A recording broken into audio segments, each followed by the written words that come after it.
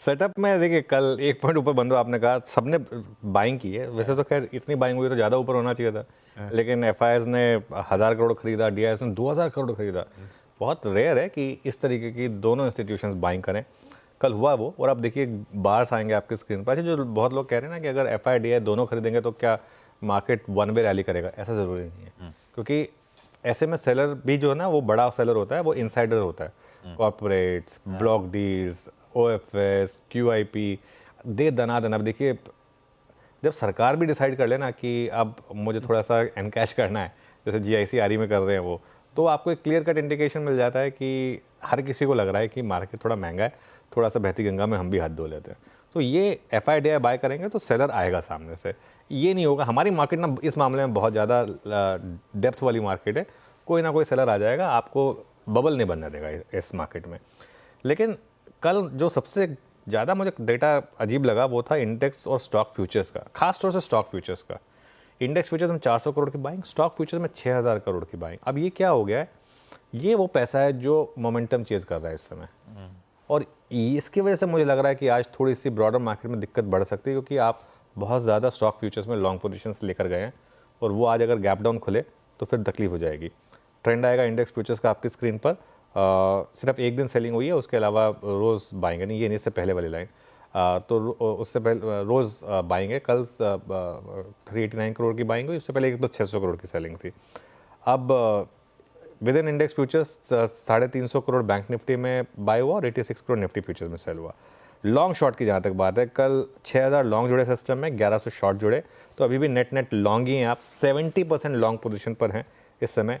2,38,000 contract long हैं इस समय निफ्टी में, इंडेक्स में, एफआईआईज के। तो अगेन लॉन्ग पोजीशनिंग मार्केट में काफ़ी है, और टेबल भी आ जाएगी आपकी स्क्रीन पर।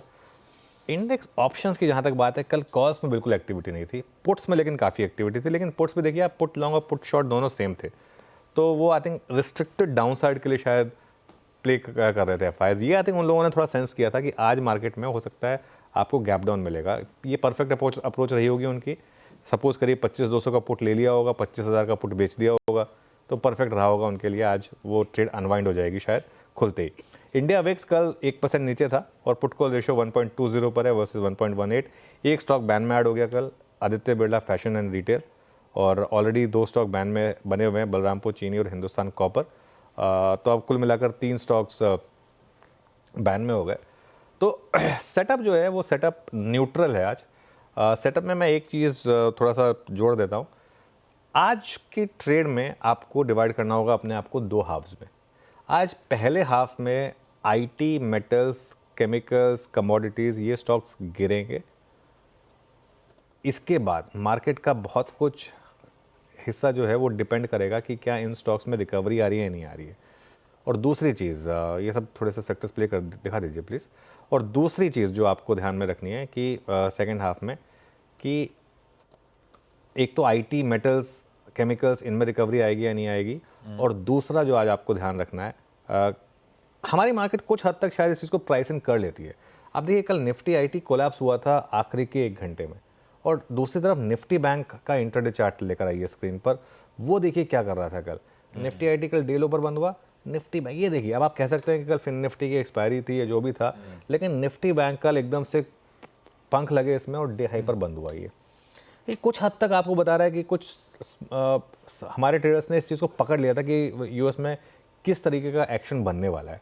तो आज सुबह जब उस तरीके का एक्शन प्ले आउट होगा, उसके बाद क्या होगा ये देखना बहुत ज़रूरी होगा, क्योंकि कल आईटी पहले ही गिर चुका है और आज गैप डाउन होगा।